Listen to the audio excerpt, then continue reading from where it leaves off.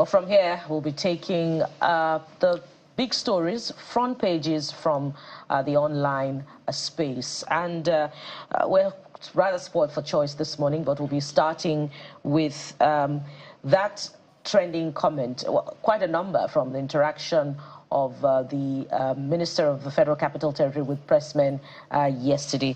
Okay, we're told that that is not quite ready at this point in time. Let's go to, okay, we have that ready now. So let's take that and then we'll come back and take your comments. You are talking about Amaechi? Yes, sir.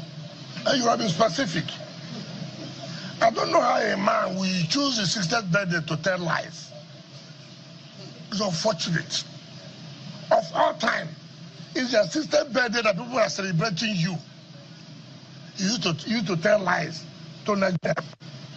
You are hungry. Let us tell ourselves this. He was Speaker 1999 to 2007. Yeah. And if anybody knows, he was the most pampered Speaker.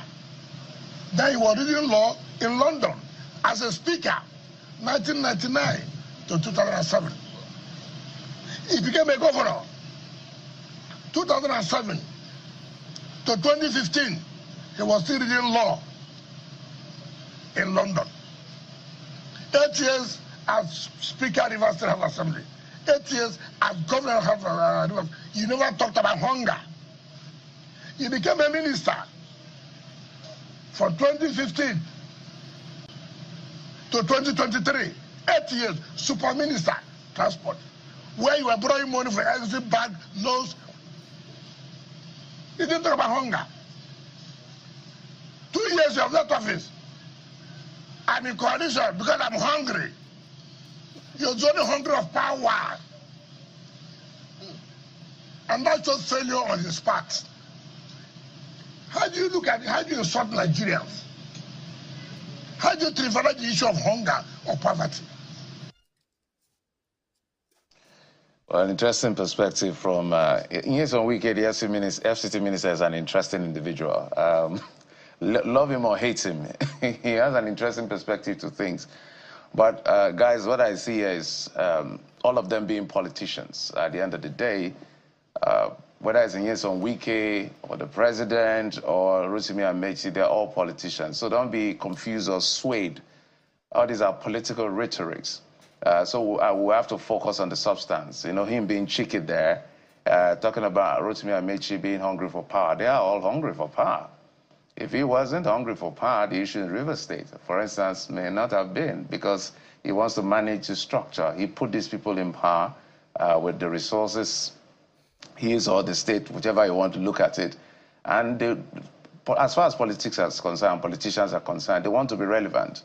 And so it's also the interest in power in that sense that is causing the upset in River State. So he's also a dramatic person in River State. So when you talk about people being hungry for power, and yes, on Wike, Amaechi, all of them are all hungry for power. If not, they would not be there.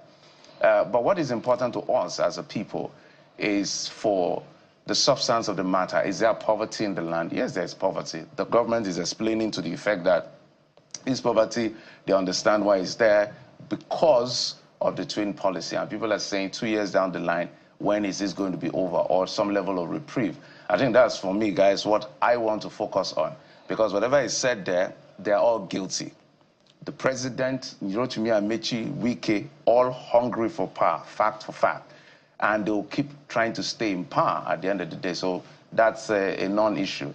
But the pain as it affects the people is what is primary to all of us. Whether the opposition is cashing in on that pain is a different kettle of fish. But lived-in reality of human beings that are citizens of Nigeria is biting hard. And that's, for me, what I want to focus on as far as all that statement is concerned. Absolutely. And I think we've seen a trend, particularly for the former governor and former minister. I recall last year, I think it was in October, when he was saying that he couldn't afford diesel again, right? And I know a lot of people came for him saying, well, this doesn't add up. First, super minister. But lest we forget, I know they also say governor. Exactly. I know they say ministers are equal in the cabinet. We say that just to make everybody feel good. But when you look at the budget that the ministers handle, then you begin to understand why some people are called super ministers, right? So if you have a minister of works and you know what goes on in that ministry in terms of the constructions, the loans and all of that, you understand why it's called a super minister. Then former governor of oil-rich River State, to have said that, so that caused quite a stir last year. And this year, yet again, he's saying he's hungry. So I think there's been that consistent trend. Is he trying to pass a message beyond that? Because we know that he's not hungry. Certainly. I mean, take a look at how much. Saying that. No, of course. I mean, Cannot be hungry. How much did it cost to rent the hall that was used for that event in Abuja? It cost millions of naira. So a hungry person wouldn't rent that hall. Even if they gave him the money, if you're a hungry person and someone is giving you 10 million to rent a hall, you say, I don't need to rent a hall. Give me the 10 million naira cash. We'll do Zoom.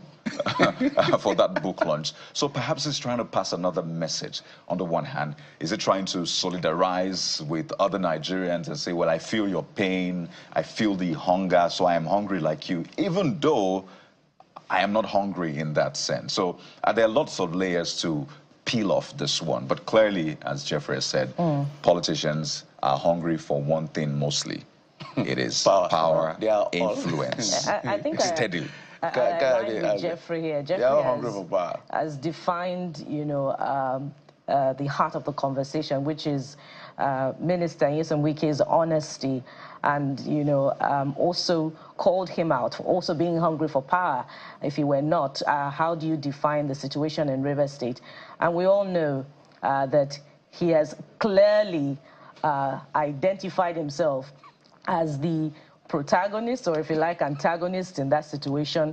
He's the one calling the shots, is the one giving the conditions for peace in River State. And, not just River State, if he's not hungry for power as well, how has he called the shots or held the PDP by the jugular since the 2023 elections? So it just pretty much tells us that, our politicking is not a politics of ideas, but a politics of power grab, a politics that protects the bourgeoisie in the society, a politics of snatch it first and then let the opposing party go and cry in the courts later on. People are dying in Niger State. There is no superior argument from the politicians about the environmental challenge.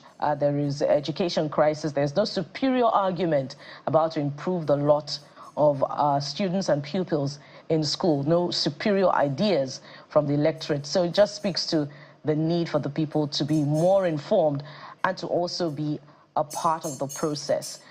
We're looking forward to reading from you on these as well, but we'll move on to another. And this time around, we're going to Niger State, of course, a consequence of politicking, whether you like it or not. Is it good or bad politicking? But what exactly is happening there? Coyote, you have it. Oh, yes. The presidential candidate of the Labour Party in the 2023 election, Mr. Peter Obi, paid a visit to Niger State in the aftermath of the flooding, the Mokwa flooding. We understand that the death tolls nearing 200 or even more than that as at this moment. And Mr. Peter Obi characteristically visited with some members and leaders in his party, and it was good to see him, of course, condoling the people and also making a donation yesterday in Niger State. So there you have it, the presidential candidate of Labour Party visiting yet again. So perhaps it's a call to other Nigerians to support. He donated 20 million naira, I should say, and the Niger State government has also put out a tweet and put out account number trying to raise funds for the humanitarian situation, particularly for the people affected.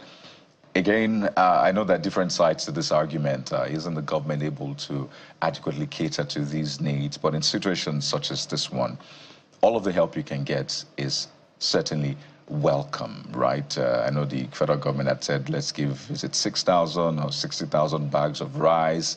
The Primary Healthcare Development Agency set up at these centers. But those who are in need are still saying, well, we don't have all of the help, at least the basic that we need. So it's good to see Mr. Peter Obi paying a visit to Niger State. I know that a lot of people have also read political meanings to it, but I think this is something he's done consistently in other parts of the country? Is it Plateau? I know there was some controversy when you wanted to visit Benue at some point.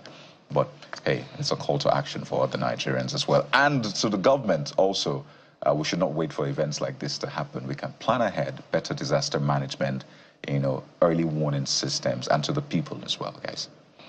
And we have the first user. Jeffrey, you have the first. No, you can go ahead, Bukola. There's Mr. Bishop who's speaking this morning, and he's, well, if you like, he's through projecting what would happen under a different leadership. And he says to Mr. B, under your leadership, all this mess up and down would be no more. That's coming from Mr. Bishop.